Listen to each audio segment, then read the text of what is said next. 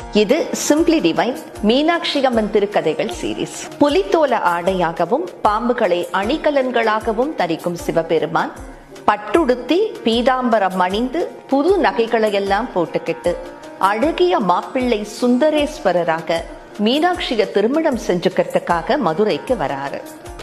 மகாவிஷ்ணு, பிரம்மா, தேவர்கள், பூதகணங்கள் எல்லாரும் உடன் வராங்க. பங்குனி உத்திர நன்னாளிலே விஷ்ணு தன் தங்கையான மீனாட்சியை தார வார்த்து கொடுக்க அவங்க கழுத்துல மங்கள நான் பூட்டி மனைவியாக ஏத்துக்கிறாரு சிவபெருமான். திருமணம் முடிஞ்ச உடனே தடபுடலான விருந்து நடக்குது. மலை போல சாதம் வடிக்கப்பட்டு அது காலியாகவே இல்லை.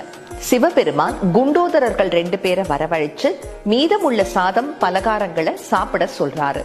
அவங்க கொஞ்ச நேரத்திலேயே அதையெல்லாம் சாப்பிட்டு முடிச்சிடுறாங்க. ஆனா தாகத்தை தணிக்க அண்டாவாக தண்ணீரை குடிக்கிறாங்க. இருந்தும் அவங்களுக்கு போதல. தாகம் தாகம்னு அலறிக்கிட்டே இருக்காங்க. மதுரை மாநகரமே தண்ணீர் இல்லாம வற்றி போனது. அப்ப சிவபெருமான் தன் கையை வைத்து ஒரு நதியை உருவாக்குறாரு. அந்த நதி நீரை குடிச்ச உடனேயே குண்டோதரர்களுடைய தாகம் அடங்கியது. சிவபெருமான் கை வைத்து கொண்டு வந்த நதிங்கிறதுனால அது வைகை நதின்னு அழைக்கப்பட்டது.